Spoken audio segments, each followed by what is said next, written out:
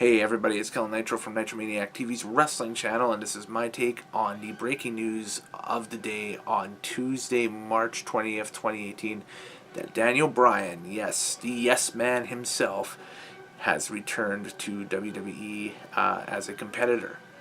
Now, speculation is abounding on whether he's returning as a full-time competitor or as a part-time competitor.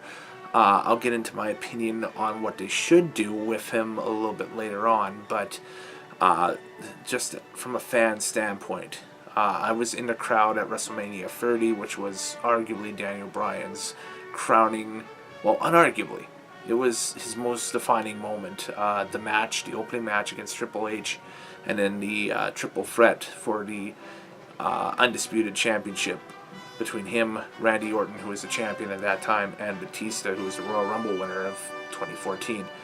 And they tore the house down in New Orleans in such a landmark WrestleMania. It was my first WrestleMania live, and in hindsight, thinking back, I don't think I could have attended a better event for my first ever huge, I guess, dome show. Even though they do football stadiums and tour it around, and they've done an MLB stadium in the past, but that might be saved for another day, another time.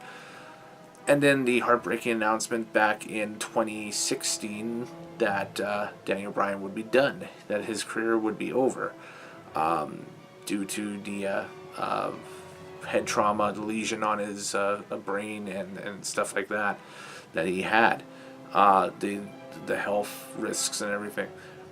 It's great that he got cleared by doctors. Now, here comes the speculation part.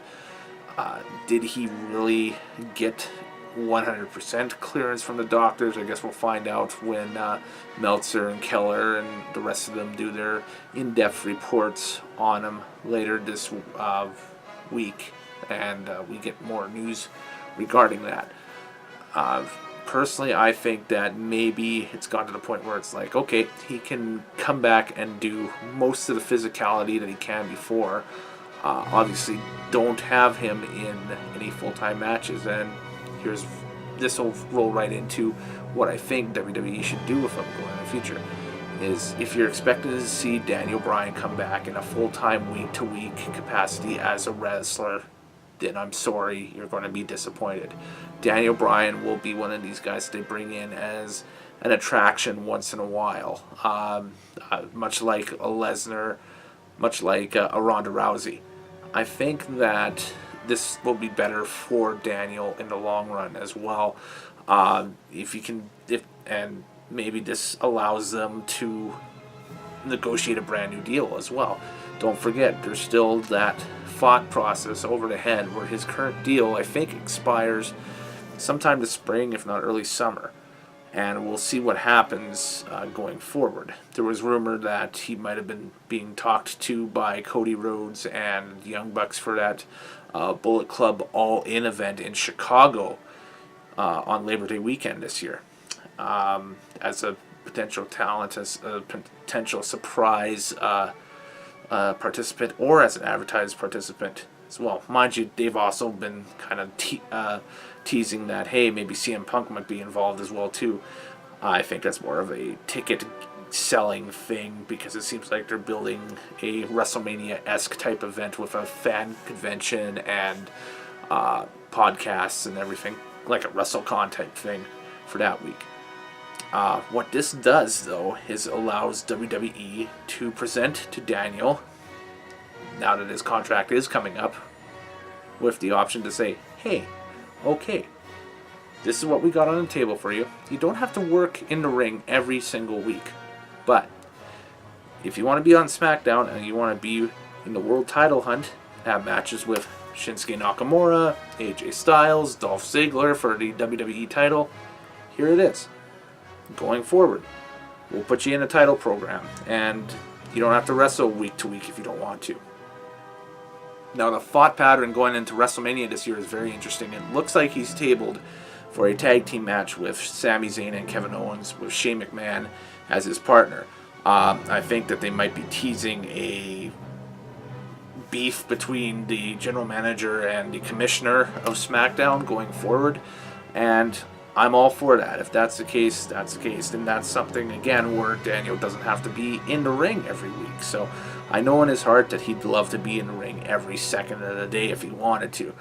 But I think they're going to take it real easy here the first little bit with him.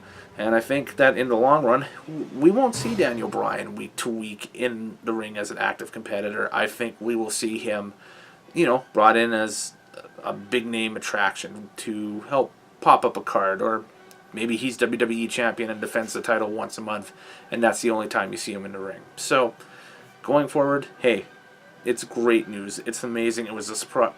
It was a surprise to me, I should say. Going forward throughout the day today, that was one thing I did not expect to see, and bless my timeline with it. Man, it's humbling. It's really cool to see that. And Daniel, thank you from this fan right here for all that you've done in the past, and welcome back, sir. I'm excited to see what this new run has in store for you, whether this WrestleMania match will be your last match in WWE and you decide to go to what you deem to be greener pastures, or if it might be the start of a brand new era for you within WWE. Either way, it's a hook for sure. Now for the reality of the situation.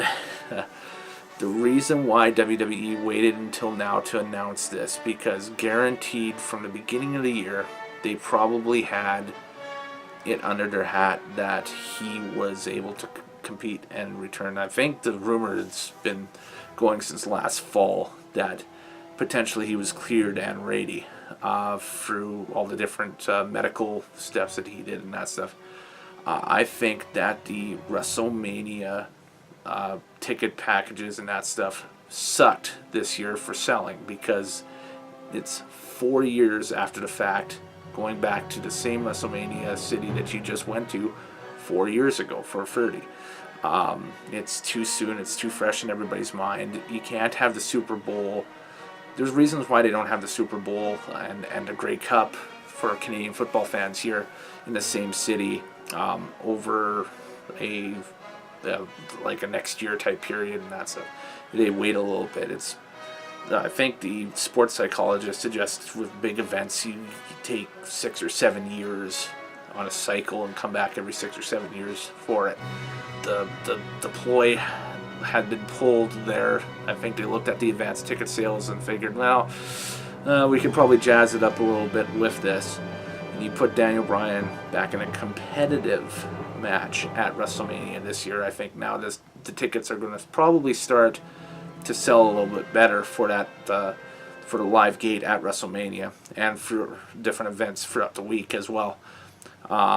It is a spectacle. It is a awesome venue to watch wrestling in the Superdome.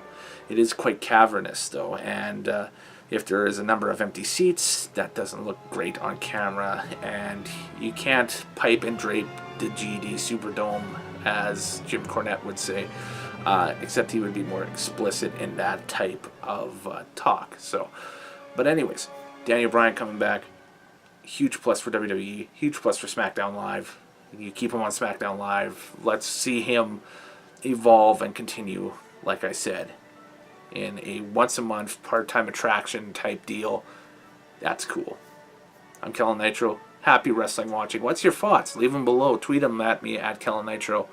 And we'll talk to you guys later on. Happy wrestling watching and later days, guys.